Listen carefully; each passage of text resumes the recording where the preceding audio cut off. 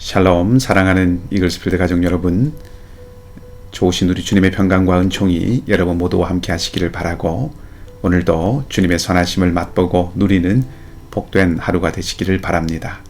2023년 1월 27일 금요일 우리가 함께 묵상할 말씀은 마태복음 5장 13절에서 20절까지의 말씀입니다. 너희는 세상의 소금이니 소금이 만일 그 맛을 잃으면 무엇으로 짜게 하리요?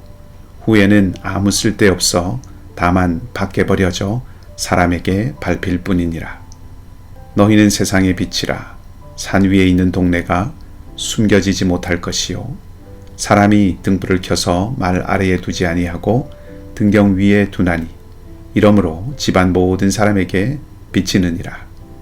이같이 너희 빛이 사람 앞에 비치게 하여 그들로 너희 착한 행실을 보고 하늘에 계신 너희 아버지께 영광을 돌리게 하라. 내가 율법이나 선지자를 폐하러 온 줄로 생각하지 말라. 폐하러 온 것이 아니요 완전하게 하려 함이라. 진실로 너희에게 이르노니 천지가 없어지기 전에는 율법의 1.1획도 결코 없어지지 아니하고 다 이루리라. 그러므로 누구든지 이 계명 중에 지극히 작은 것 하나라도 버리고 또 그같이 사람을 가르치는 자는 천국에서 지극히 작다 일컬음을 받을 것이요, 누구든지 이를 행하며 가르치는 자는 천국에서 크다 일컬음을 받으리라.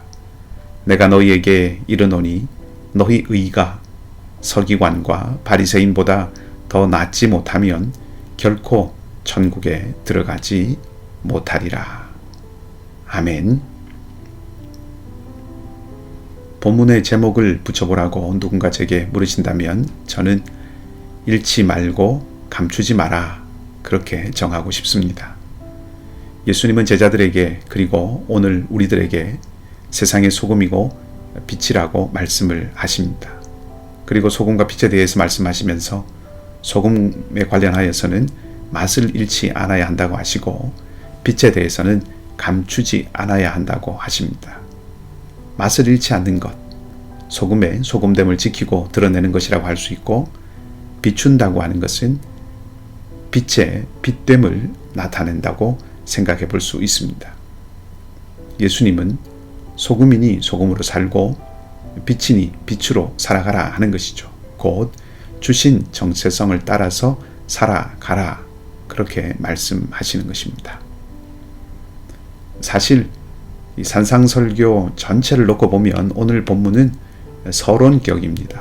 본격적으로는 17절부터 본론이라고 할 수 있습니다. 본문을 이해하기 위해서 어제와 오늘 본문을 이어서 정리해보면 이렇게 말씀드릴 수 있습니다. 은혜 안에 있는 하나님 나라를 사는 사람들은 팔복의 사람들이고 소금되고 빛된 삶을 살아가는데, 그 삶은 착한 행실로 드러나게 되어 있고, 그 착한 행실은 다른 사람들로 하여금 하나님께 영광을 돌리게 하는 통로가 된다 하는 것입니다. 그러면 착한 행실이 무엇인지를 생각해 보지 않을 수가 없는데, 착한 행실이 17절 이하에 나오는 내용이라고 할 수 있습니다. 그래서 17절 이하부터 본론이라고 보는 것이죠.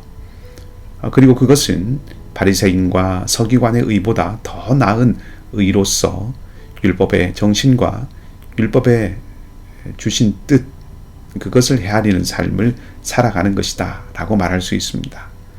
그 구체적인 내용은 내일 본문부터 등장합니다.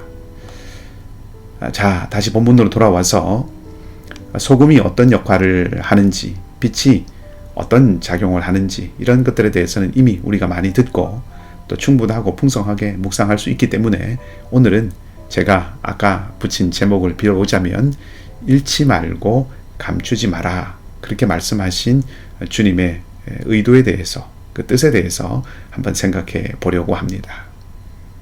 예수님은 제자들에게 이제 하나님의 구원의 은혜 안에 있는 사람이 되었으니 은혜 안에 있는 사람답게 살아가야 한다.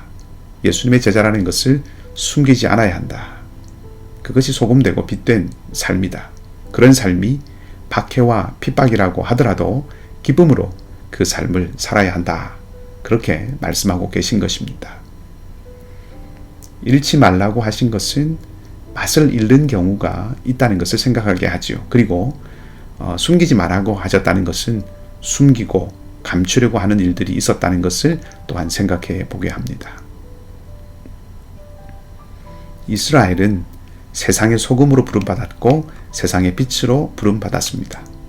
하나님은 이들을 통해서 세계 열방이 하나님께로 돌아오게 하시려고 하셨습니다. 그런데 이스라엘은 그 일에 실패하죠. 다른 모든 민족들과 똑같이 행동했습니다. 하나님이 선택하신 소금이, 하나님이 선택하신 빛이 맛을 잃었고 그 빛을 감추어 버렸습니다. 한마디로 소금다움, 빛다움, 그 다움을 잃어버린 것입니다.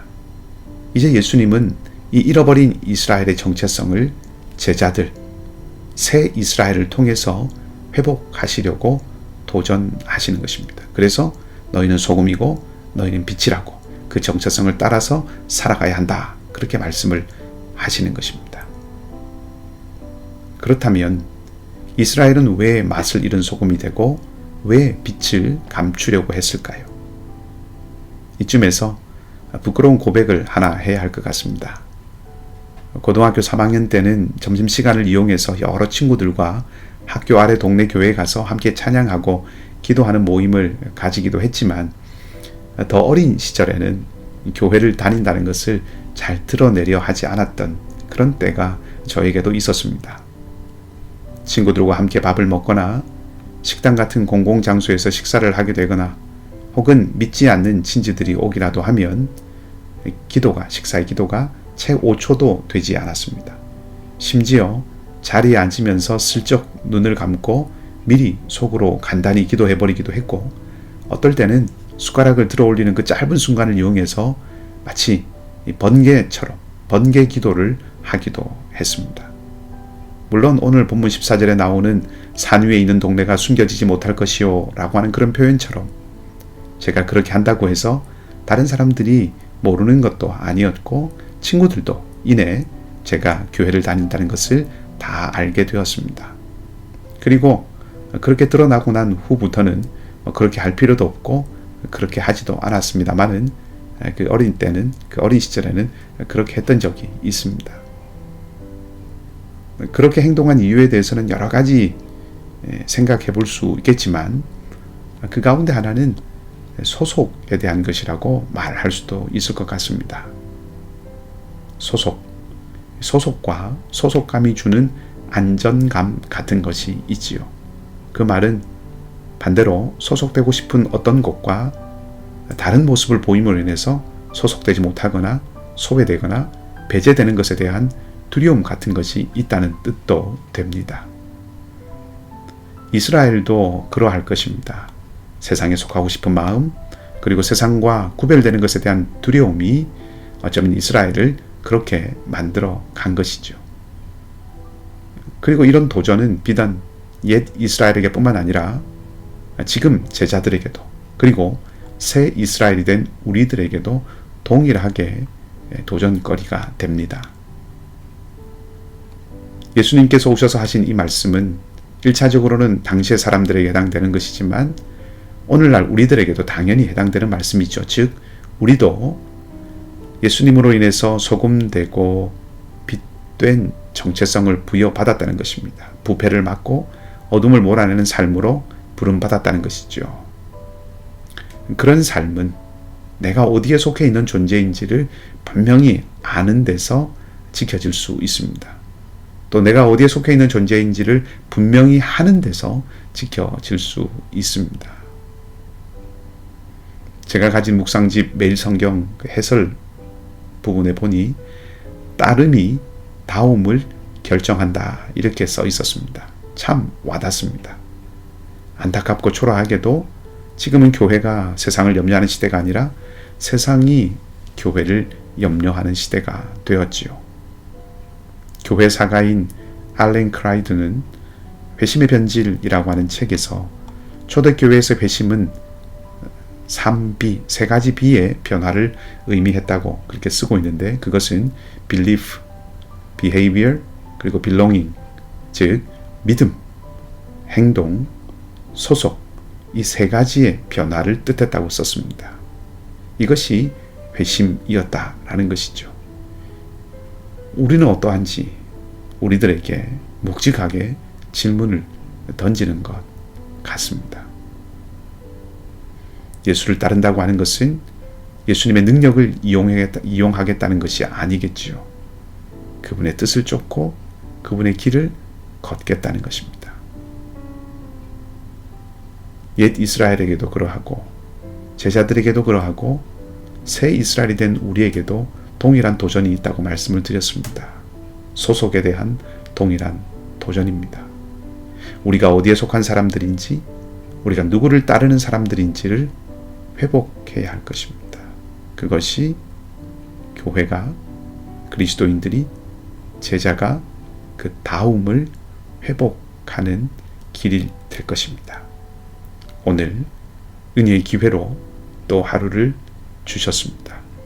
소금되고 빛된 우리 모두로 회복되기를 주님의 이름으로 축복합니다. 함께 기도하겠습니다.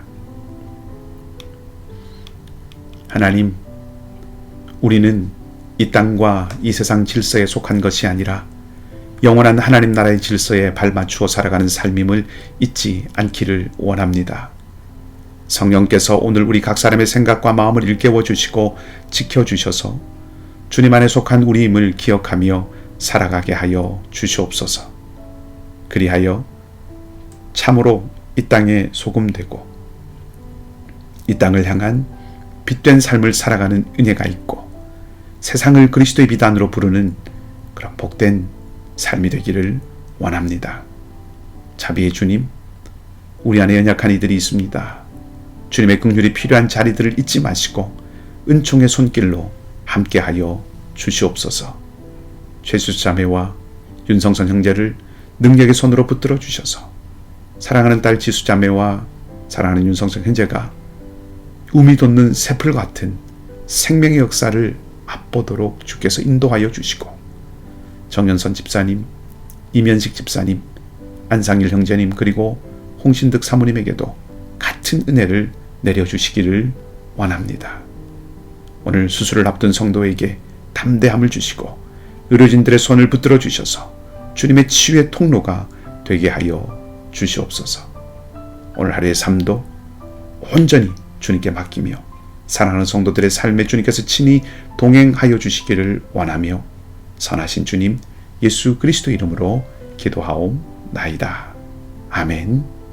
말씀을 기억하시고 자유롭게 기도하시기 바라고요. 오늘도 믿음으로 승리하는 복된 날이 되시기를 주님의 이름으로 간절히 축복합니다.